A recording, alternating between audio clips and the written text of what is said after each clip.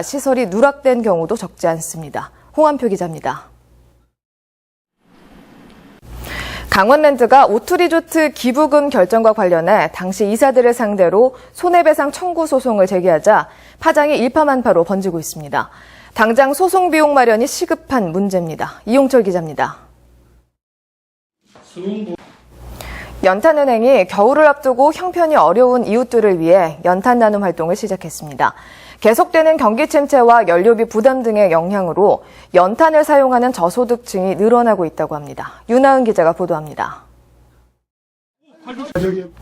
홍천의 생명건강산업은 물론 강원 바이오산업 발전의 새로운 동력이 될 서울대 시스템 면역의학연구소가 홍천에 문을 열고 본격적인 운영에 들어갔습니다. 손원교 기자가 보도합니다. 손흥민입니다. 정부가 내일 평창 동계올림픽 현안 점검회의를 열고 준공지연 우려를 낳고 있는 개폐회식장 건립과 스피드 스케이트장 수의 계약 문제 등을 논의할 예정입니다. 또한 정부는 성공 개최와 경제올림픽을 달성하기 위해 국무총리 주재 대외지원위원회를 주기적으로 개최해 준비 상황을 점검하고 주요 정책을 심의 결정할 계획입니다. 이와 함께 평창 동계올림픽 현안 점검회의를 수시로 열어 준비 상황을 점검하기로 하고 2차 현안 점검회의는 내일 열 예정이라고 밝혔습니다. 국회 국정감사에서 평창 동계올림픽에 대한 준비 부족 문제가 부각됨에 따라 강원도가 대책 마련에 부심하고 있습니다. 최문순 강원도지사는 청와대를 긴급 방문해 평창 동계올림픽 준비 상황을 보고하고 경제올림픽만을 내세워 예산 1,500억 원을 삭감한 문체부와 조직위원회 간 유기적인 업무 협의의 중요성을 강조했습니다. 또 강원도 차원의 자체 대책회의를 열어 슬라이딩 센터와 알파인, 스피드 스케이트장 등 경기장별 공사기간 단축 방안을 논의했습니다. 한편 강원도는 평창 동계올림픽 예산의 75%가량을 국비에 의존하는 만큼 이번 국감을 통해 중앙부처가 삭감한 예산을 최대한 되살려볼 계획입니다. 삼척 원전 유치에 관한 찬반 의견을 묻는 주민투표가 오늘 오전 6시부터 시작됐습니다.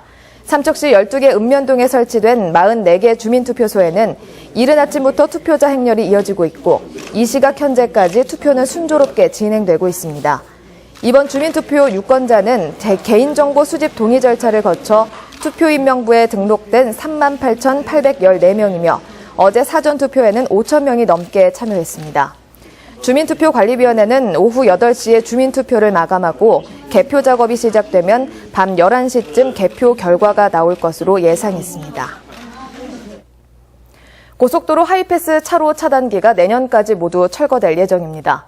한국도로공사 국정감사 자료에 따르면 내년까지 전국 영업소의 차단기 395대를 모두 철거하기로 했습니다. 도로공사는 하이패스 단말기 미장착 차량의 요금 미납이나 과속사고를 막는다는 이유로 지난 2007년부터 차로 차단기를 설치했는데 갑자기 속도를 줄이거나 멈춰선 차량을 뒤따르던 차량이 들이받는 사고가 잇따르면서 사고 유발 논란을 미져왔습니다. 오늘의 날씨입니다. 오늘 아침 도내 대부분 지역이 대체로 맑은 가운데 산간 지역에는 안개가 끼어 있습니다. 강원도 지역 오늘은 서해상에 위치한 고기압의 영향으로 대체로 맑겠습니다. 오늘 예상 낮 최고 기온은 영동 지역 24도에서 25도, 영서 지역은 23도에서 25도로 어제와 비슷하거나 조금 높겠습니다. 한편 당분간 강원 내륙과 산간 지역은 낮과 밤의 기온차가 10도 이상으로 클 것으로 보여 건강관리와 농작물 관리에 주의가 필요합니다.